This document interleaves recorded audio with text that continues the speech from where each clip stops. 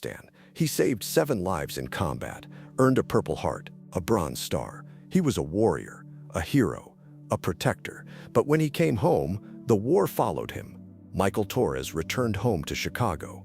His wife Sarah was waiting. His daughter Emma, only 5 years old, barely remembered him. He'd been gone for 3 years. 3 years of firefights, IEDs, watching friends die. He thought coming home would fix everything. He was wrong. The nightmares started immediately.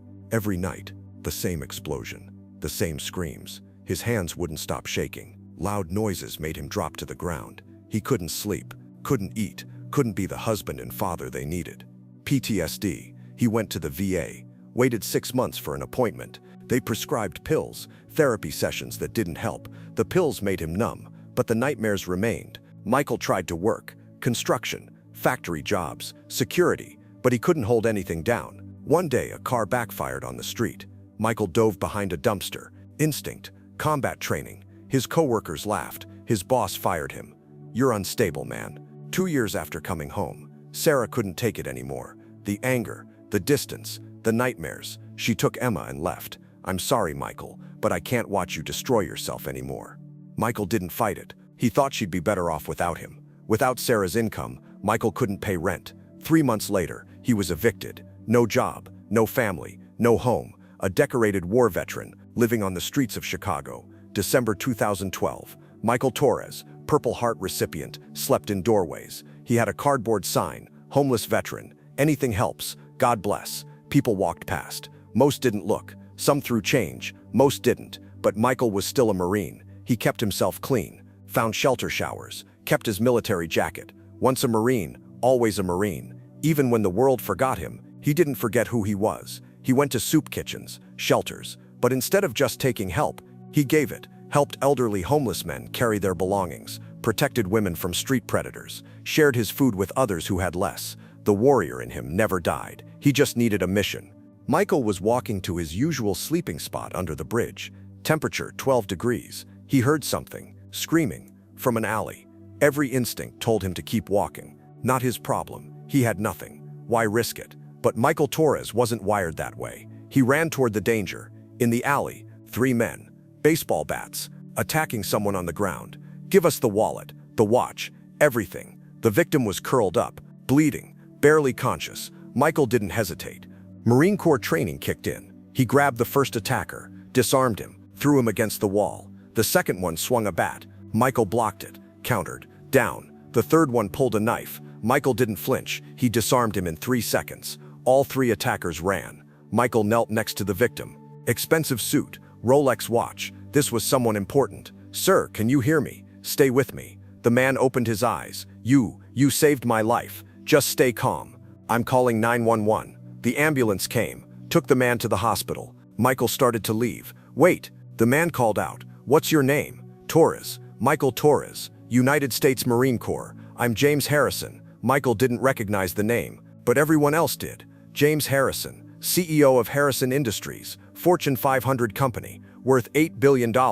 3 hours later, James found Michael outside the hospital, still in the same torn jacket. "Mr. Torres, can we talk?" "You should rest, sir. I need to ask you something. Are you employed?" Michael looked down, ashamed. "No, sir. I'm homeless." James nodded slowly. "You're a veteran?" "Yes, sir. 3 Torres, Afghanistan. You saved my life tonight. You could have walked away, but you didn't." James pulled out a business card. "Harrison Industries, 9 a.m. Monday. Ask for me. You have a job." Michael stared at the card. "Sir, loyalty. That's more than most people I employ. Start in the mailroom. $15 an hour. We'll provide clothes, a place to stay." Michael's hands shook. Not from PTSD this time, from hope.